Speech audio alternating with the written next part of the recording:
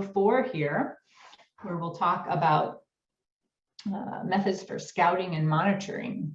Now that we know some about what these groups of soil invertebrates are, what are ways that we can start to observe them and look at them a little more closely and learn about which ones are on our land. So this photo here in the foreground, you can see a sticky trap. So that's like a piece of waxy cardboard that makes it somewhat weatherproof. And then it's also treated with a real tacky kind of substance. And they may or may not be baited with a type of chemical attractant, but also the yellow color is attractive to many insects. But this is also just, you know, catching anything that lands on there. So it's a common method for scouting insects in crop fields, but it's not the best method for detecting soil insects because, you know, it's above the crop field here. Behind what we are actually observing there, I'm holding a pitfall trap that we put out the night before, and now we're looking at the contents. And that brings me to talk about methods for observing soil invertebrates.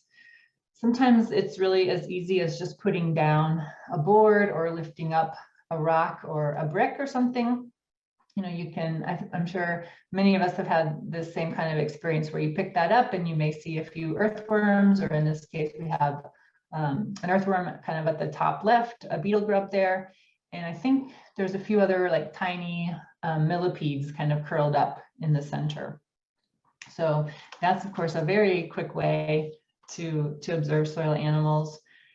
There's both formal and informal sampling. So informal just means you're casually observing these, and formal is where you set it up with a more strategic or research grade type of experimental design in terms of the quantity that you're trying to sample, where you set your traps, and how many replicates you do. In today's session, I'm just going to talk about these types of trapping or observation methods: the pitfall trap, a Berlese funnel, and a Berman funnel. And then again, some of the other equipment that's needed for these methods are pretty accessible. Just some plastic dishes, possibly just some soapy water with dish soap in there. A dissecting microscope if you have access to one of those. Some needles and tweezers for holding or manipulating the invertebrates. And then a hand lens or another type of magnifier that can be used in addition to or in place of the microscope. And then some references. So if you're not familiar, you know, there's a dissecting microscope which will have a separate light source. It's not the kind of microscope where you put in a glass slide or that kind where you're looking at very small things. The dissecting microscope kind of just lets you magnify in on parts of the insect or invertebrate. And now there are these USB camera microscopes, and they're widely available. I think a lot of them are available for a price point that's under $100. And you can just put them on your desk or tabletop, plug them into your computer, and then the image is actually projected on your computer screen. So it's another really comfortable way to magnify and look at these invertebrates. The hand lens is also pictured there. That's used by jewelers, by geologists, by botanists, and by entomologists. The scientist here, she's holding one in her hand. It's quite a small kind of lens, so that's something that's easy to have in your pocket as well if you want to zoom in and look at specific parts of those insects.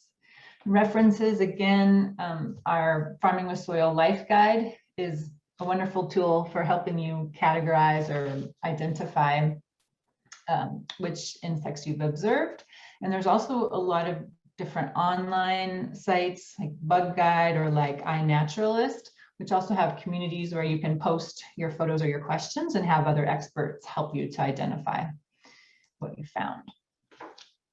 The Berlese funnel is a pretty simple method. On the left is pictured a more DIY or homemade version. And the two photos on the right show what an actual research entomology group might use, but the concept is the same. You collect kind of the top layer of soil and the leaf litter that's on top of the soil, and you place that in a container that's funnel shaped. And then the top of it is exposed to a light bulb, which is both light, a source of light and a source of heat. And then the funnel has a narrow opening at the bottom, and that opening goes into a container, which is either dry, or as you can see in the right side photos, it may have some type of liquid, usually has a killing ingredient in there. But what happens are any of the soil invertebrates that are in that top soil layer or leaf litter, as the light shines on them, that heat and light drives them away and downward until they crawl out or fall out through the bottom and into that dish that's there to capture them. These are often operated for several days at a time, but that's something you can easily build from kind of disposable plastic items that you may have at home. And then the Behrman funnel is really used for observing nematodes. So this is a bit more specialized, and it consists of taking your soil sample, also putting it in a funnel, but there's a special filter paper there, and it goes through different cycles of kind of rinsing or washing the soil with water, collecting that rinse water, and then the nematodes will collect at the bottom of that. And then since they're so small, you do need a good dissecting microscope to observe them, but that's what that method is. Pitfall traps are kind of what they sound like. You dig a pit, you put a container in it that can be removed, and when you do that, you put the rim of the container flush with the soil surface, and then you fill in any gaps around it with soil, so that's kind of a constant surface. You leave this for a set period of time, usually overnight. And what this is going to help capture are some of those meso or macroinvertebrates that are on the soil surface. And often those groups are active at night, which is the reason for leaving these traps out overnight and then checking them fairly early in the morning on the next day.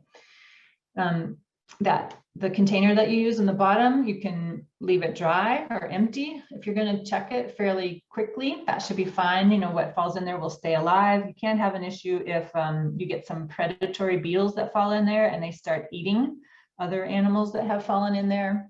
And then you miss being able to observe what else was in there. So to avoid that, or if you're going to leave it for a few days, you could put in, again, a liquid like soapy water, which will help to immobilize and kill whatever is caught or falls in there. On the left, you can see you can also use some wires or nails to set up a small cover to keep other large debris or rainwater out of the trap. And then on the right, this is another kind of version of a pitfall trap where they are actually trying to catch dung beetles. And so they have baited it with dung in the middle, that little smaller container that's being suspended over the pit part has some dung in it. So again, that smell of that attracts the dung beetles and they climb towards it, but then fall into the cup. Pitfall traps are a great, easy way to begin observing soil invertebrates. Again, they can be used informally by anybody or as part of a formal research study. And really the way to use them is repeatedly. Use them over time and over different locations to compare what soil invertebrates are there by season, to compare by what type of vegetation is there, or also you can compare between different management types, like a crop field that has cover crops versus a crop field that doesn't have cover crops. Xerces has this really nice, it's just a double-sided single sheet. It's a soil scouting guide, and the link to that is in your reference materials. So the front side has a set of instructions about how to do pitfall trapping, which is kind of what I've just described. And here's an example that I did on the farm where I live near West Lafayette, Indiana. And this was last year in late September. So the top row is a trap I put out in a cornfield. This field is conventional, but they do some no-till or reduced tillage, and there's also cover crops. I think if you can maybe see, like a grass cover crop had already been flown in. It had been seeded in by a plane, and some of those small plants are germinating there, those little green blades.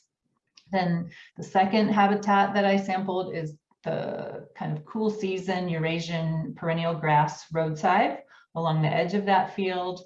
And the third site is the adjacent cattle pasture area that just has a lot more plants and wildflower diversity, as well as cattle and cattle dung. The cups on the right correspond to what I trapped. This was just one overnight trapping, again in late September. That's fairly late in the season. You can see just how all these, both the corn and the other vegetation is kind of drying up. But in the cornfield, what I found were springtails and a few ants. In the roadside, I found a few field crickets, and then in the pasture, I found quite a few field crickets. That soil scouting worksheet has the backside that looks like this. So it's a place for you to record your observations.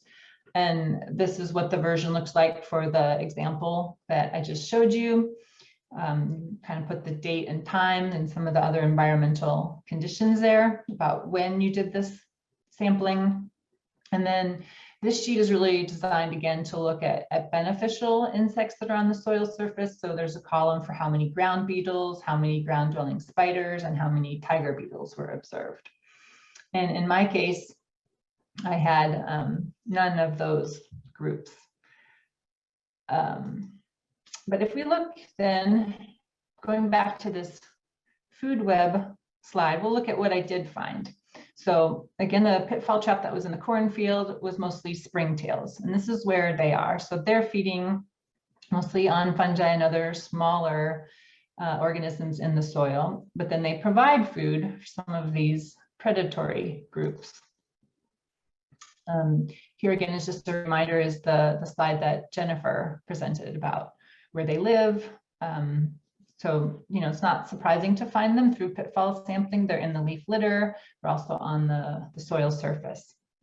They eat decaying plants, fungi, bacteria, pollen, rotifers, nematodes, and other springtails.